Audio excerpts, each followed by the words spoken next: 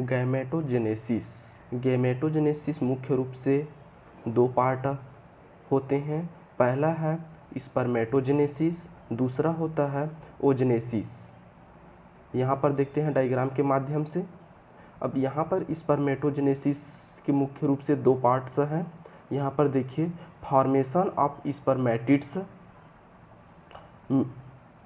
Metamorphosis of spermatid, इनका दो part हो गया। इन दोनों पार्टों का फॉर्मेशन ऑफ स्पर्मेटिड्स के मुख्य रूप से तीन पार्ट हैं।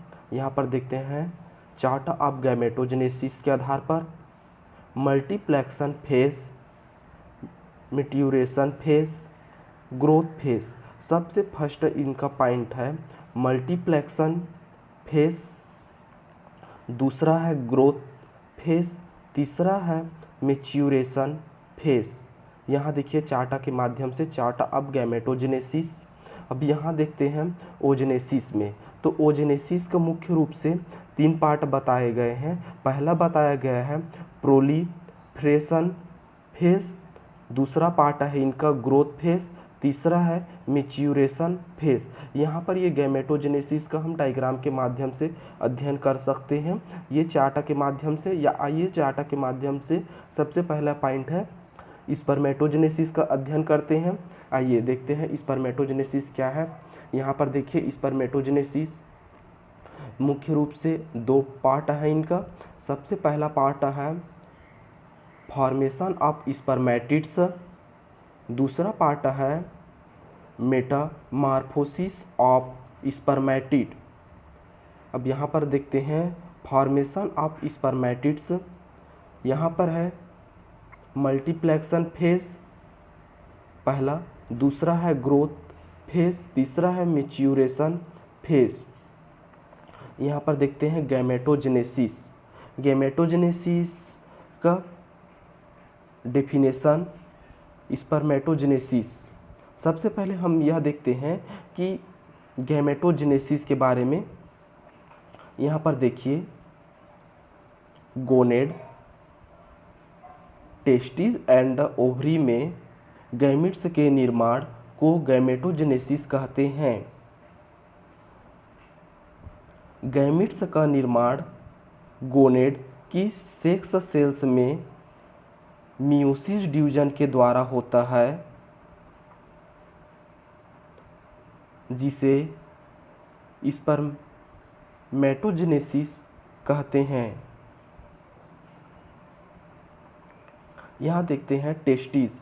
टेस्टिस में स्पर्म का निर्माण स्पर्मेटोजेनेसिस कहलाता है, यह मेल में पाया जाता है।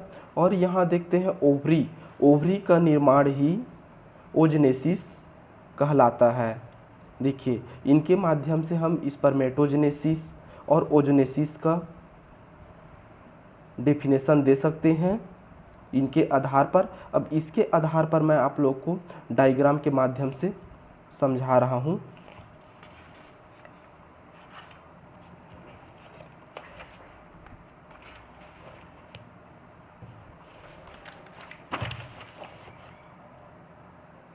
देखिए इनके आधार पर मैं चलता हूँ स्पर्मेटोजेनेसिस में। ये देखिए डायग्राम कुछ इस प्रकार से डायग्राम बना है। हम इलेक्ट्रॉन माइक्रोस्कोप के आधार पर अगर हम अध्ययन करते हैं तो स्पर्मेटोजेनेसिस कुछ हमें डायग्राम इस प्रकार प्राप्त होता है। देखिए यहाँ पर देखिए डायग्राम बना है स्पर्मेटोजेनेसिस का। इसके आधार पर हम अध्ययन कर रहे हैं।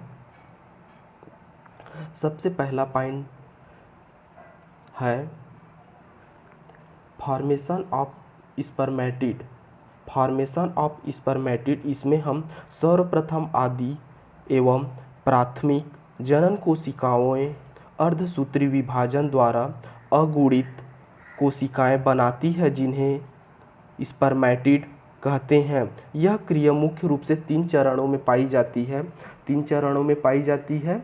सबसे पहला चरण पाया जाता है मल्टीप्लेक्सन फेज। आइए मल्टीप्लेक्सन फेज के बारे में पढ़ते हैं। मल्टीप्लेक्सन फेज क्या है, जिसे हम हिंदी में गुणन प्रवस्था कहते हैं। इस प्रवस्था में आदि जनन कोशिकाएं बार बार समसूत्री विभाजन के द्वारा कुछ कोशिकाएं बनाती है जिन्हें स्पर्मेटोगोनिया कहते हैं।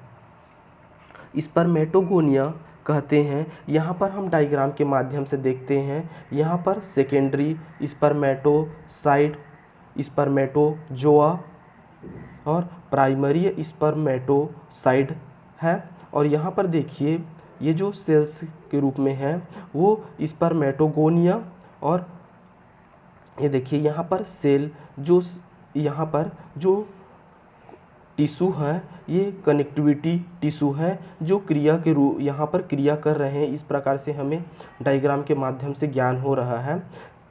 देखिए यहाँ पर स्पर्मेटोजोआ स्पर्मेटिड, ये है स्पर्मेटोजेनेसिस ट्यूब ऑफ स्पर्मा के आधार पर। यहाँ पर देखिए अब चलते हैं सेकेंड पॉइंट पर,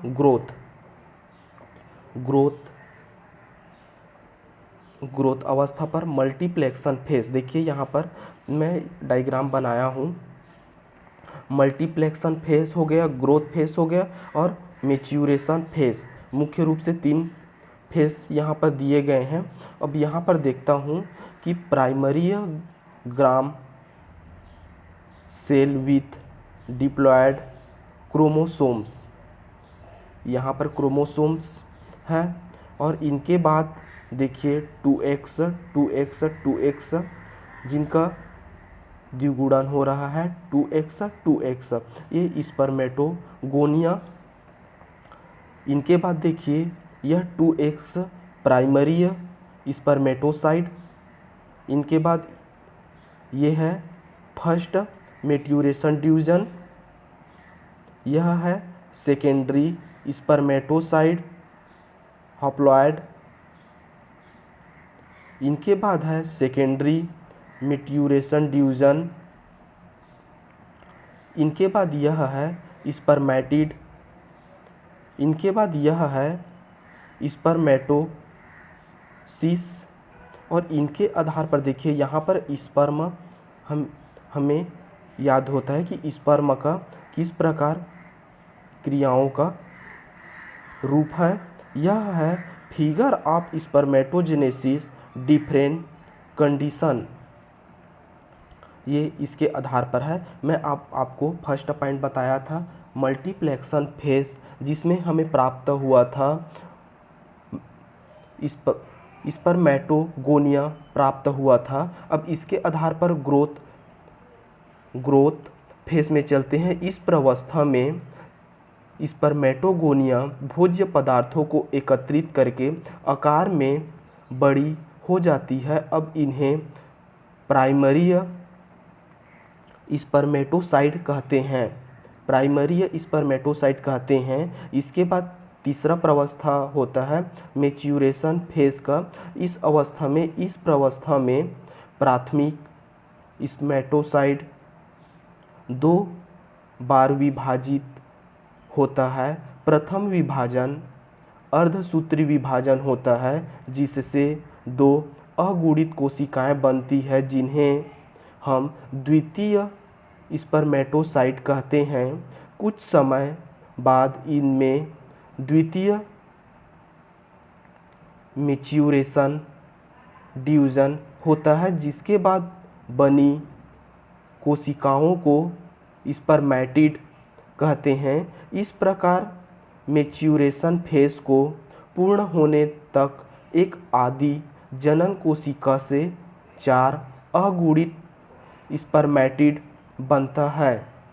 यहाँ पर देखते हैं ये इनकी क्रियाएं कंप्लीट होती है। इनके आधार पर मैं आप लोग को एक मेटामॉर्फोसिस ऑफ स्पर्मेटिड करके बताया था। इनके बारे में मैं बताता हूँ कि इस अवस्था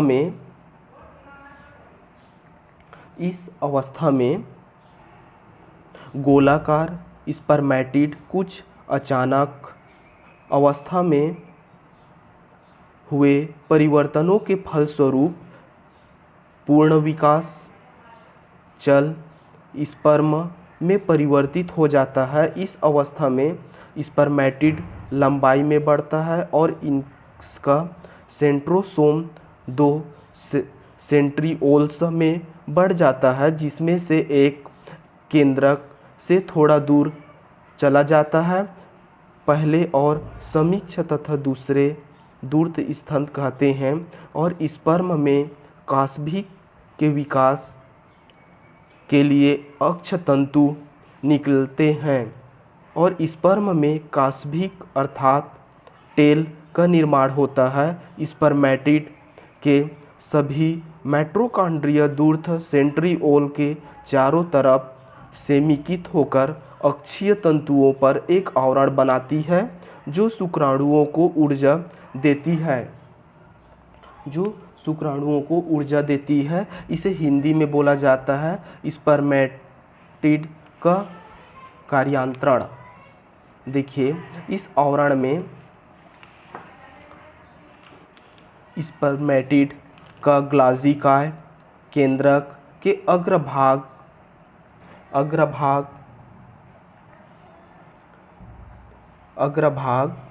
पर एक टोप जैसी रचना, जिसे हम एग्रोसोम्स कहते हैं, मैं इस डायग्राम के माध्यम से आपको बता रहा हूँ। देखिए, ये है स्ट्रक्चर ऑफ स्पर्म, जिनका मुख्य रूप से 3 भाग बताया गया है। सबसे पहला भाग बताया गया है हेड, दूसरा भाग बताया गया है मिडिल पेस और तीसरा भाग बताया गया है टेल। तो इसी के साथ स्पर्मेटिड का जल सूख जाता है और यह हल्का होकर पूर्ण विकास स्पर्म में रूपांतरित हो जाता है।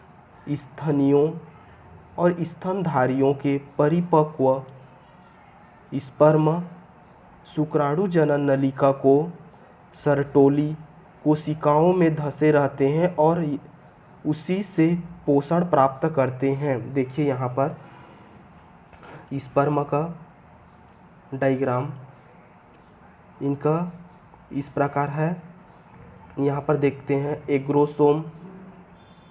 एग्रोसोम, यह इनका न्यूक्लियस, प्लाज्मा मेम्ब्रेन। देखिए, यहाँ पर ये प्लाज्मा मेम्ब्रेन है, जिनको चारों तरफ से घेरे हुए हैं प्लाज्मा मेम्ब्रेन।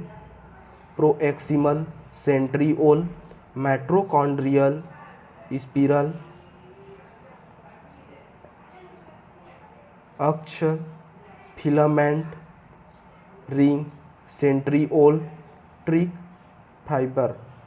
ये इनके आधार पर हम स्पर्म का डायग्राम का अध्ययन कर सकते हैं। देखिए, यहाँ पर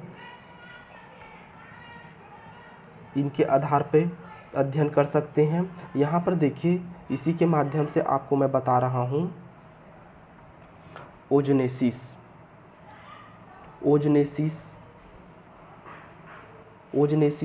के आधार पर अध्ययन करते हैं।